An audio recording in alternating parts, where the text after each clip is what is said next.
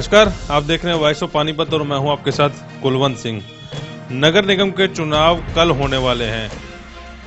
सभी मंत्री, खुद मुख्यमंत्री पानीपत पर आकर बैठे, रैली की।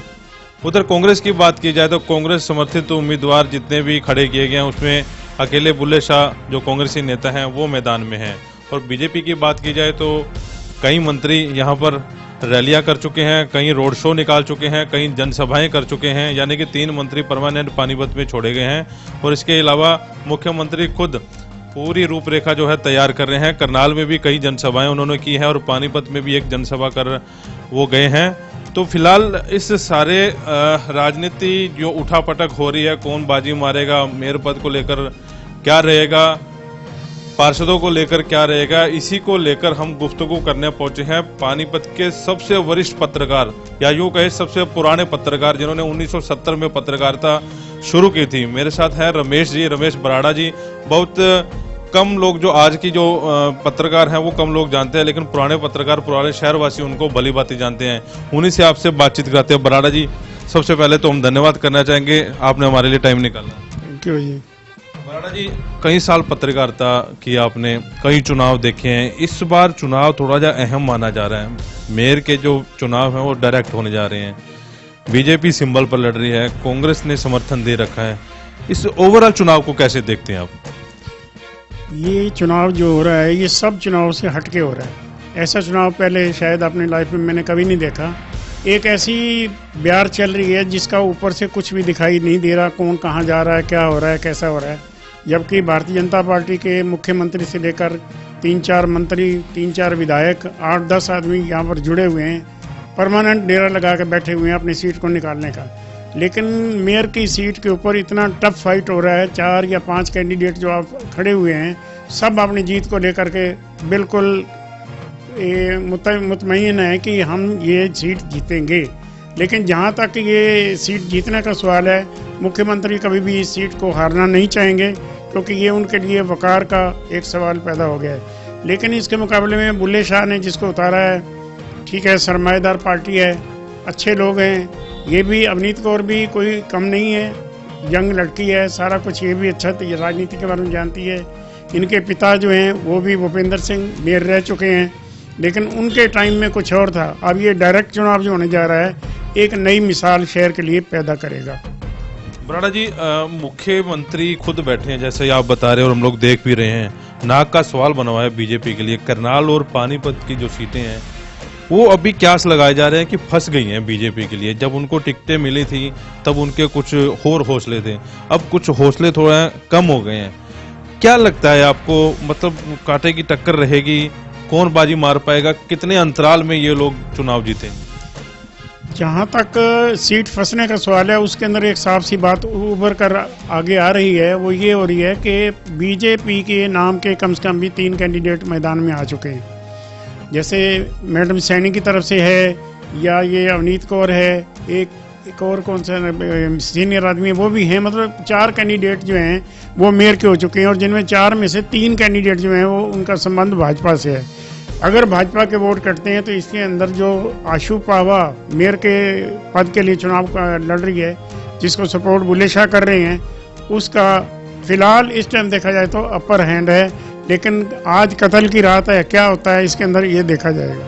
तो क्या लगता है कि मुख्यमंत्री या ये मंत्री जो हैं जनसभाएं कर रहे हैं सीट निकाल पाएंगे, या भूपेंद्र सिंह का चेहरा ही सारा काम करेगा इसमें? देखो, इसके अंदर जो चेहरा काम करेगा भूपेंद्र सिंह का, वो कोई बहुत बड़ा प्लस पॉइंट लेकर के नहीं आ रहा, क्योंकि उनके टाइम के अंदर जो हिसाब मेयर का था वो = 0 था। मैंने देखा 1-2 बार मैं ऑफिस में मिला भूपेंद्र सिंह से, तो उन्होंने जो चाय भी मंगाई उसको चाय भी अपनी जेब से मंगानी पड़ती थी। सरकारी तौर पर उनको इतना खर्चा भी नहीं था कि वो 4 आदमी आ जाए उनको चाय पिला सकें। क्या वैल्यू रही मेयर की। लेकिन अब जो चुनाव जीत करके जो मेयर बन के आएगा उसकी वैल्यू बहुत ज़्यादा होगी, उसका फ़र्क होगा। इसलिए सारी पार्टियां जो है इसके ऊपर जोर लगा रही हैं कि इस सीट को हथियाया जाए जैसे भी है।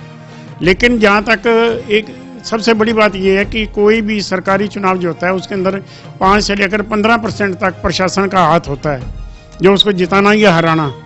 इसके अंदर प्रशासन भी उनका साथ दे रहा है, मुख्यमंत्री खुद लगे हुए हैं, 3 मंत्री लगे हुए हैं, 3-4 विधायक लगे हुए हैं। इसके बावजूद भी अगर ये बीजेपी सीट हारती है तो इनका हारना छत्तीसगढ़ से भी गया गुजरा होगा।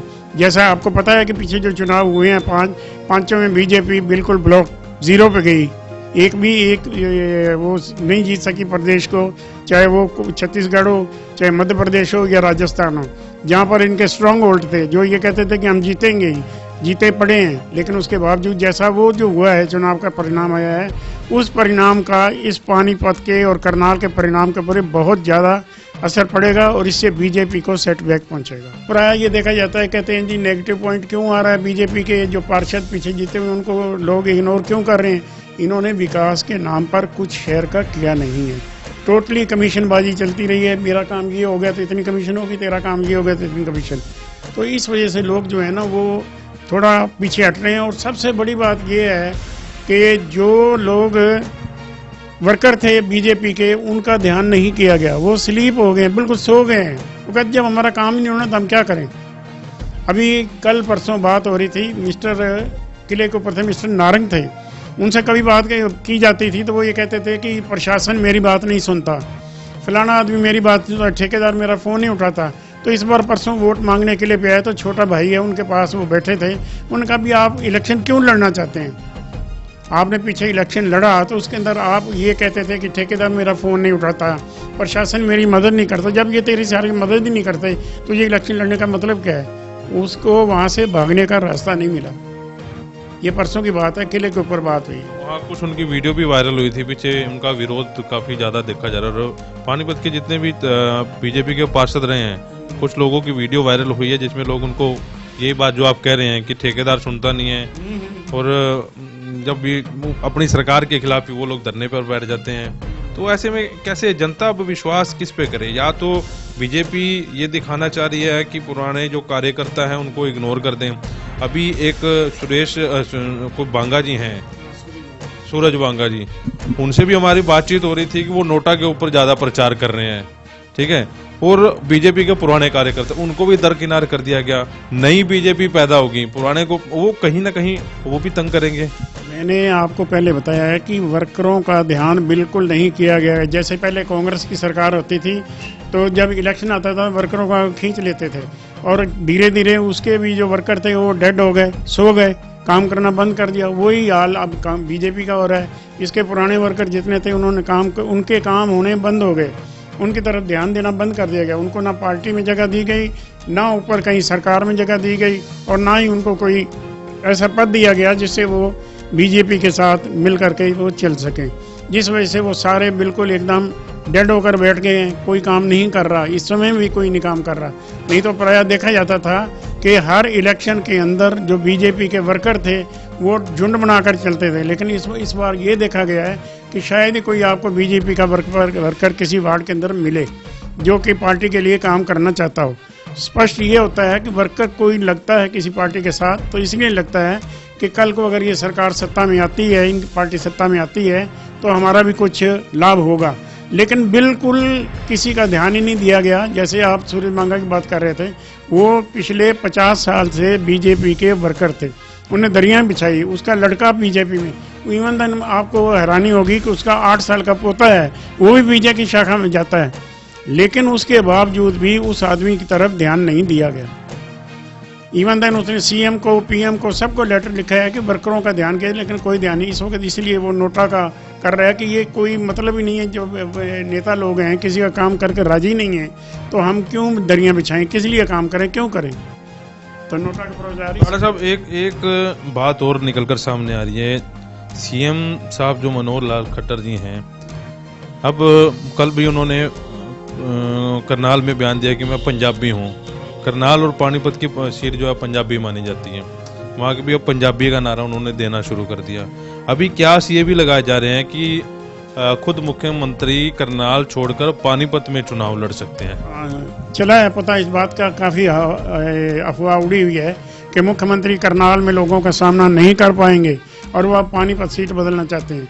पानीपत के कोई लोगों से बात हुआ तो कहेंगे जो करनाल से इलेक्शन लड़ा है, जबकि खट्टर जी कभी भी राजनीति में नहीं रहे, आरएसएस के वर्कर थे। ये हेड ऑफिस करनाल में बैठते थे, तो लोग जो भी पत्रकार जाते थे एक कुर्सी जो होती थी टूटी हुई जिसके ऊपर ये बैठे होते थे। तो अब सीएम बन चुके हैं, अब करनाल में इन्होंने जो लोगों का काम, सीएम सिटी होने के बावजूद भी करनाल में काम नहीं हुए, लोग परेशान हैं। और उसी तरह अब ये उसको शिफ्ट करके पानीपत लाना चाहते हैं, पानीपत आना चाहते हैं। ठीक है, आए, पंजाबी हैं, मानते हैं इस बात को, लेकिन सिर्फ पंजाबी होना भी कोई प्लस पॉइंट नहीं है। काम लोग, जनता काम देखती है। अगर आप देखें पिछले चुनाव को जो हुए, अभी 3 विधानसभा चुनाव हुए, उसके अंदर काम बीजेपी ने नहीं किए, जिस वजह से वर्करों ने और जनता ने उनको नकार दिया है। और मुझे 100% की उम्मीद है कि यही हाल पानीपत और करनाल में आने वाले नगर पालिका, नगर परिषद चुनाव में होने वाला है। इसी को लेकर तो जो बीजेपी के वो जो टिकट के दावेदार थे मेरे के, वो नाराज हुए क्योंकि बीसी सीट थी, ये घुमा के टिकट उनको दे दी गई। बुल्ले शाह ने भी बढ़िया जो है गेम प्लान करके उनके सामने अंशु पावा कर दी। उधर से सीमा सैनी लोकतंत्र पार्टी से उतार दी गई है। एक इनेलो बसपा से उम्मीदवार हैं कश्यप, वो उतार दी गई है। 5 जो मेयर हैं वो लड़ रहे हैं। तो ओवरऑल ये सारा नुकसान किसको?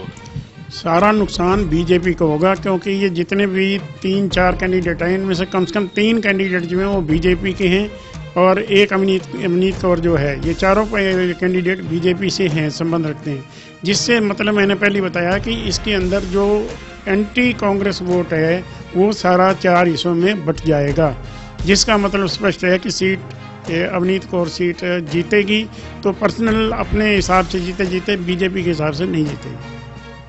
ये बड़ी बात बराड़ा जी ने बताई। 2 चीजें बताई हैं, हम उस पर श्योर नहीं है। एक चीज इन्होंने और बढ़िया बताई कि बीजेपी के जो वर्करों को अनदेखा किया जा रहा है, वो भी कहीं ना कहीं पार्टी का नुकसान कर सकते हैं। तो कई पेच फंसे हुए हैं अवनीत की सीट को लेकर। उधर बुल्ले शाह अकेले ही चल रहे हैं, अंशु पावा के साथ चल रहे हैं। तो ऐसे में कशमकश जो है वो फंसा हुआ है, कौन यहाँ से सीट निकाल पाएगा। उधर बीजेपी नहीं चाह रही कि ये सीट यहाँ से खत्म हो, वो भी चाह रही कि मेयर और पार्षद उनके बने। लेकिन बुल्ले शाह भी संतुष्ट हैं कि अंशु पावा की भी सीट मिलेगी, और इसके अलावा 20+ सीटें जो है पार्षद पद की वो भी लेकर जाएंगे। तो फिलहाल अब 19 तारीख को देखेंगे क्या बनता है। पूरा एनालिसिस किया गया, वरिष्ठ पत्रकार से हमने बातचीत कराई, उन्होंने पूरा का पूरा एनालिसिस करके आपके सामने रख दिया। अब जनता ने फैसला करना है किसको चुनना है, किसको नहीं चुनना। कल वोटिंग है और 19 तारीख को इसका रिजल्ट सामने आना है। वॉइस ऑफ पानीपत के प्रदीप पंचाल के साथ कुलवंत सिंह।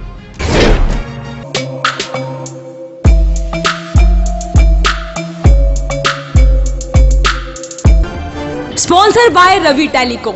हर मोबाइल की खरीद पर ग्लास कार्ड व कवर फ्री। कोई भी पुराना मोबाइल लाएं, नया मोबाइल ले जाएं। Samsung, Vivo, Oppo, Apple, Micromax. Near old Chandni Bagh, Nava Kot, Gurudwara मोड़, Sanoli road, Panipat. Sponsor by LK Honda, Gohana road, Panipat. बेटी बचाओ बेटी पढ़ाओ स्कीम के तहत केवल 101 रुपए डाउन पेमेंट पर आधार कार्ड व बिजली बिल लाएं और कोई भी गाड़ी ले जाएं। LK Honda, Gohana road, Panipat, Hasan road, Panipat व GT रोड, समाल का। Sponsor by fashion gallery, Panipat में मोबाइल का सबसे बड़ा शोरूम। अब बजाज और कैपिटल का कार्ड लाएं और कोई भी मोबाइल 0% डाउन पेमेंट पर घर ले जाएं। GT road opposite Palika Bazaar, near Punjab national bank, Panipat. Phone 9813030600। This program sponsor by lord Shiva enterprises. अपने आप में एक पहचान। Near hotel west, Panipat.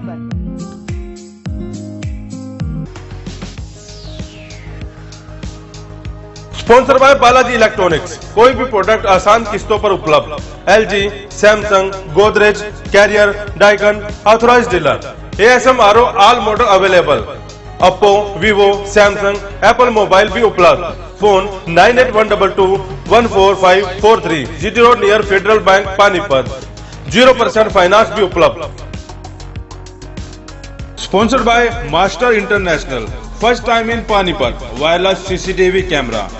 Master international, refinery bypass road, Batra colony, Panipat. Phone 92533423993।